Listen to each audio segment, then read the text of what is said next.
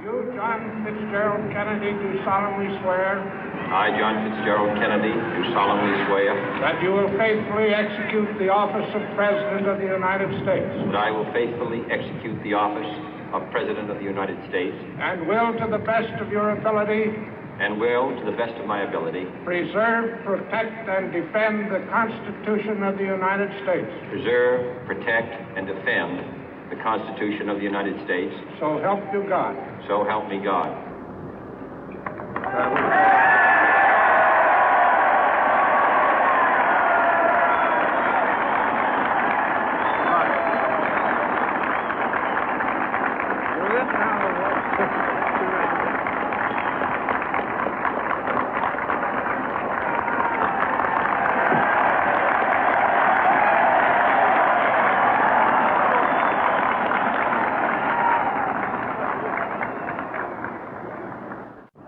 Vice President Johnson, Mr. Speaker, Mr. Chief Justice, President Eisenhower, Vice President Nixon, President Truman, Reverend clergy, fellow citizens.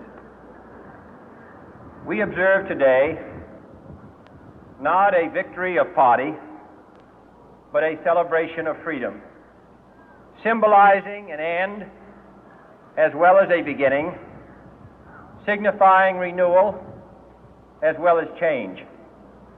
For I have sworn before you and Almighty God the same solemn oath our forebears prescribed nearly a century and 3/4 ago.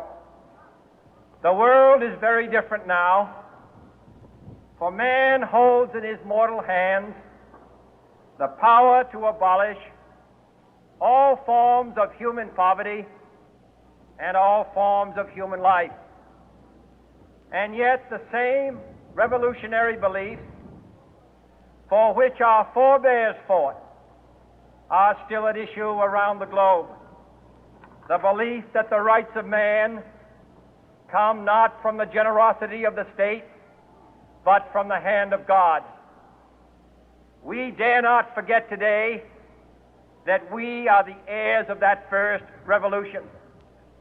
Let the word go forth from this time and place to friend and foe alike that the torch has been passed to a new generation of Americans born in this century, tempered by war, disciplined by a hard and bitter peace, proud of our ancient heritage, and unwilling to witness or permit the slow undoing of those human rights to which this nation has always been committed and to which we are committed today at home and around the world.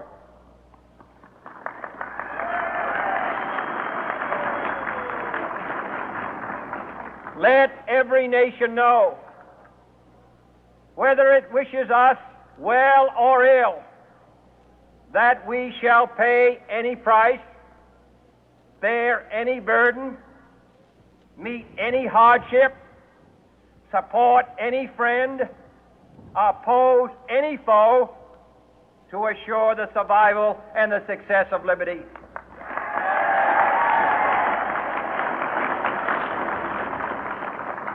This much we pledge and more. To those old allies whose cultural and spiritual origins we share, we pledge the loyalty of faithful friends. United, there is little we cannot do in a host of cooperative ventures. Divided, there is little we can do, for we dare not meet a powerful challenge at odds and split asunder. To those new states whom we welcome to the ranks of the free, we pledge our word that one form of colonial control shall not have passed away, merely to be replaced by a far more iron tyranny. We shall not always expect to find them supporting our view, but we shall always hope to find them strongly supporting their own freedom, and to remember that in the past, those who foolishly sought power by riding the back of the tiger ended up inside.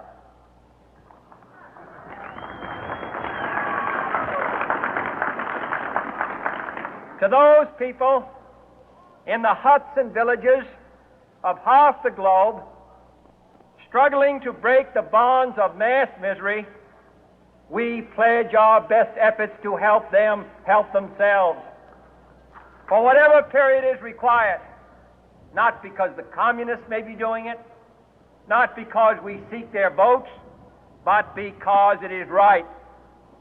If a free society cannot help the many who are poor, it cannot save the few who are rich.